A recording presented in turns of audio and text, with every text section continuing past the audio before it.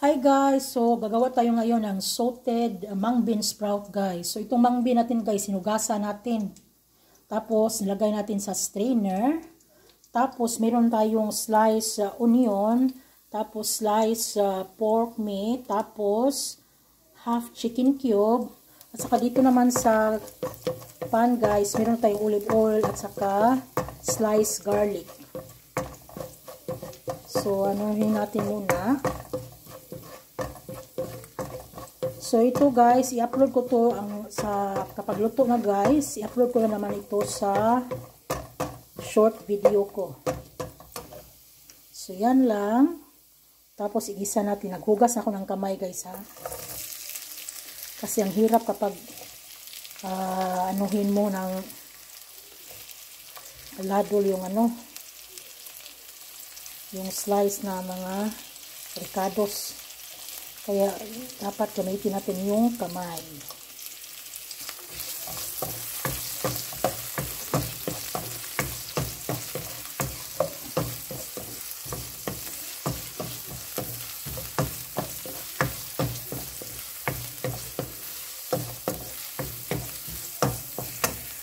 So, ang luto nito guys, i-upload natin sa ating short video.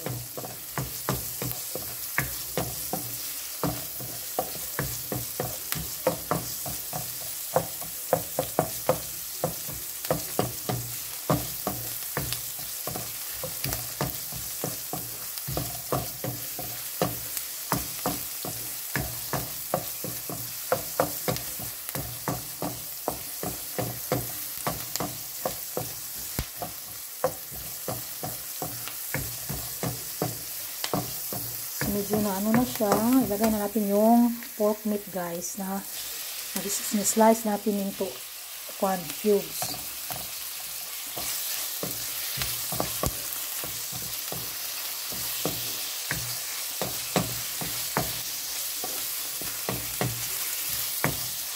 Madali lang ito maluto guys kasi nga hiwa ko ng cubes yung baboy tapos walang buto, puro laman.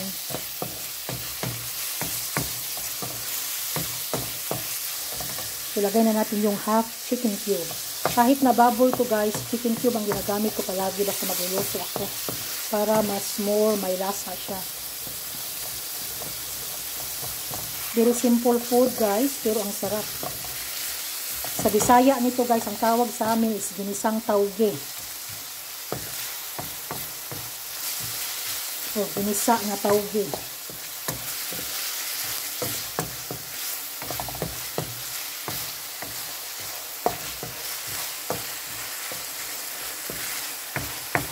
Mix natin ng maayos. Kahit na hindi takpan nito guys, okay ra, walang takip. Kasi madali lang ito maluto ang yung baboy.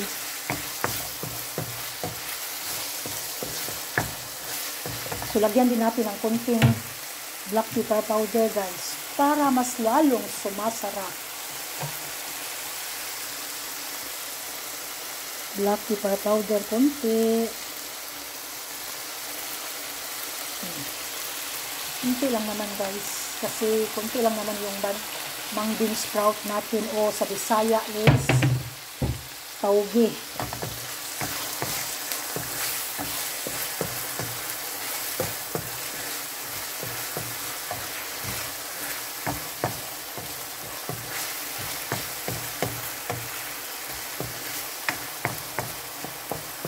Dali lang maluto, tingnan mo guys, maliliit siya pagkahiwa tapos walang buto. So, madali lang ito maluto. So, pahinaan muna natin yung apoy. Para mas ano siya ba? Mas ano yung pagkaluto ng baboy. Kasi, mamaya natin ilagay yung mung bean sprout. Fresh man to guys, pero hindi ko niluto kasi kaagad. Nilagay ko sa freezer. Kaya, dinipros ko yun. Tingnan mo. Hindi na siya halatang fresh. Pero okay pa rin. Dinipros ko man tapos hinugasan. So, yan lang guys. Antay-antay muna. Dahan lang yung apoy. Ang ginagamit natin guys is olive oil. Basta magluto ako guys, olive oil ang lagi kong ginagamit guys. Pero yung mga ano lang, yung mga magprito is normal cooking oil.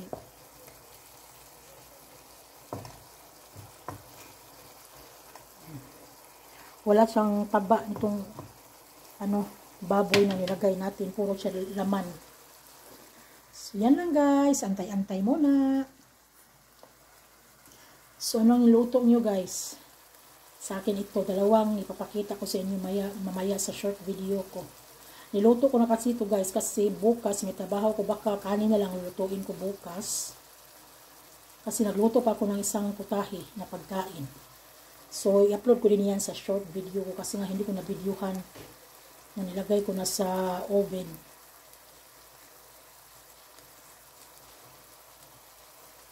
So, yan lang guys.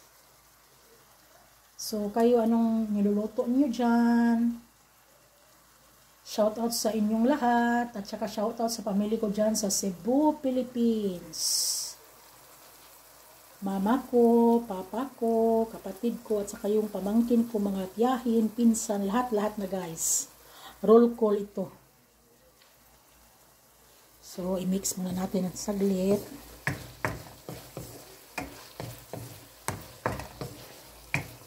Ang dali lang pumaluto guys. Tingnan mo. Hindi ko nilagyan ng hindi ko nilagyan ng maraming olive oil. Kasi itong mang bean sprout ko, mag-ano man siya guys, magtubig. May tubig siya ba? Pag igisa mo na siya. Tapos lagyan ko ito mamaya ng soy sauce. So ipapakita ko talaga sa inyo. Ito is one of the Filipino food guys.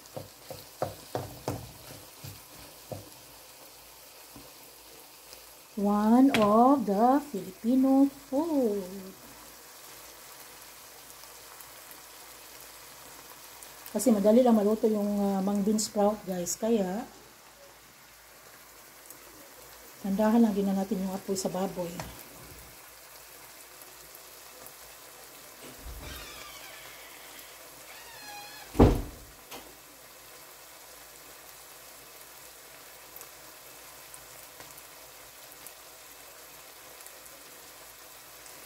So, i-mix na natin. Ano lang yan guys, yung apoy ko mahina lang.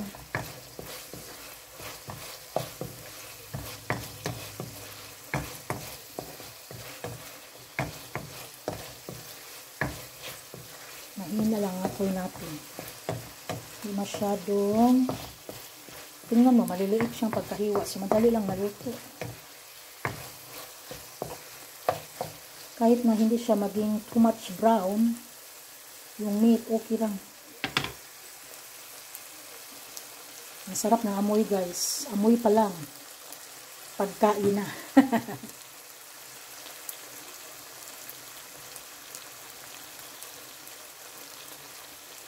So yan lang ang food natin for today.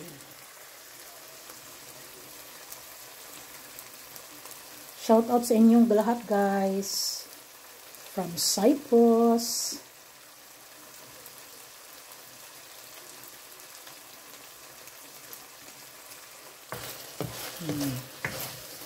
Dandahan ang apoy.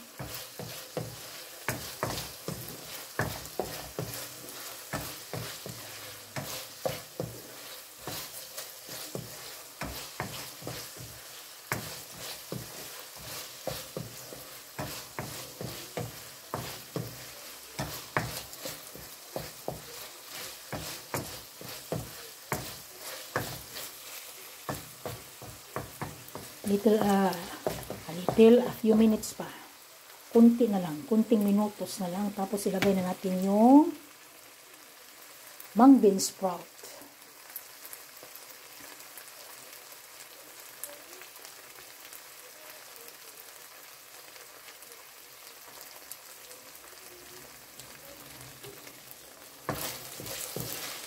Pwede nyo gamitin yung manok, baboy o baka. Basta sa akin kasi basta mung bean sprout Masarap yung baboy.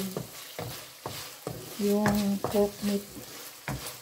Ginagamit ito guys, kaya walang masyadong taba kasi ginagamit ko is pork loin meat. Kasi ang niluto ko ngayon sa oven na naman, yung pork loin meat din. Kaya, yan.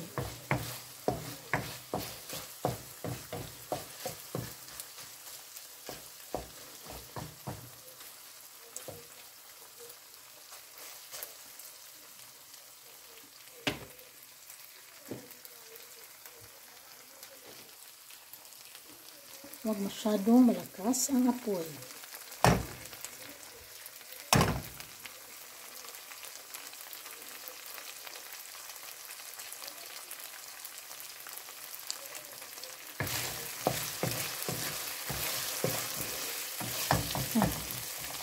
So ngayon guys, pwede na natin ilagay yung mung bean sprout na nilagay natin sa strainer. Sarap kasi ito guys. So as in always guys, nagpugas na ako ng kamay. I already washed my hand. Kaya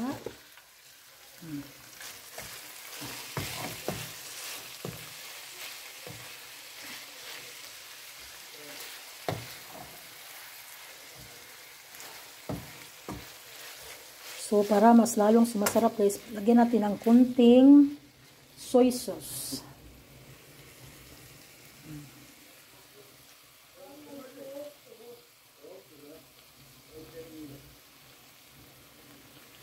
So, kunting soy sauce, guys. It's cold outside, right? Cold outside, right? I will turn the one now.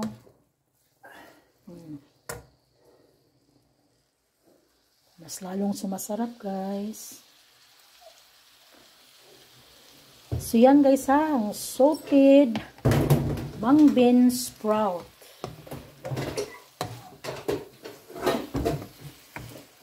Mga few minutes guys, ready na yan kasi madali lang lutuin ang mung bean sprout guys. Hindi kailangan i-overcook mo guys, kasi pangit kapag i-overcook mo. So lagyan pa natin konti lang naman na soy sauce pa.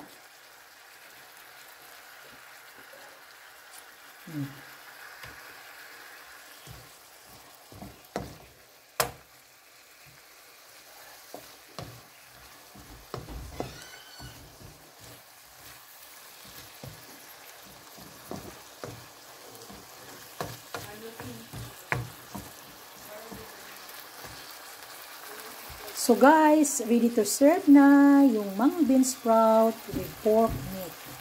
Kain na guys. Bye!